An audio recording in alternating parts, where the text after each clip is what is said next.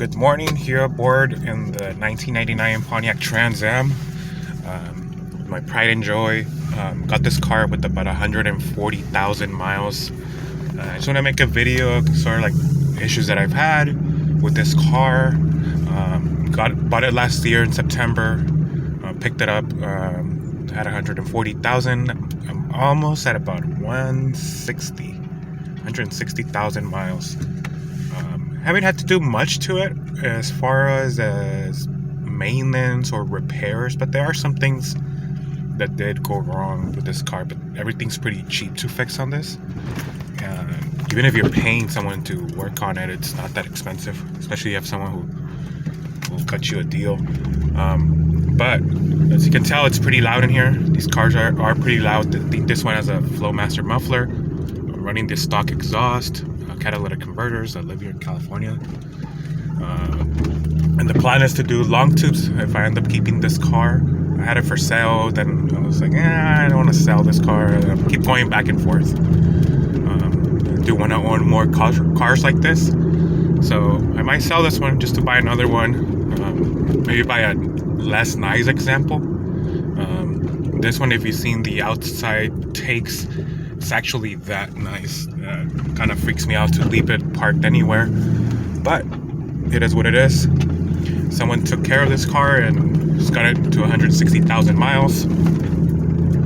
It's a little noisy. I think the noise that you might hear is, going over bumpy roads, and also the diffs are noisy in these cars, from what I've heard, especially with high mileage.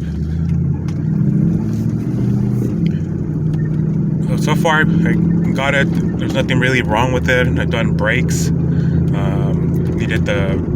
Actually, I thought it needed brakes, but it had metallic pads. I ended up going to ceramic because they made this loud noise when braking, and it freaked me out. Pads were fine. It has slotted rotors that came with the car. One of the things that went wrong with this car after I slapped a set of drag radials in it last year, the first thing that went wrong was the transmission mount. I sort of limped it around for about a couple weeks, and then I fixed it. Found the part. It's about an $80 part. I was lucky to find a GM part. So that was the first repair. Replaced the diff fluid in this car. What else went wrong? EGR pump went out. I heard that you can clean these, and the EGR pumps. I was trying to clean the EGR pump, and I broke one of the tabs to bolt onto it, so I had to go buy a new one. It seemed that it was kind of stuck. It seemed to work after I cleaned it, and then I broke it. I think I over-tightened one of the bolts. So far, I think that's the only thing that's really gone wrong with these cars. 20,000 miles. I replaced the tires because I wanted the 17-inch WS6 wheels. I did the SLP intake and the ram air that goes in through the bottom. This car is not a WS6, so I got the ram air duct that goes through the bottom from Austin Performance, and it seemed to pick up a lot on the top end. I really liked it.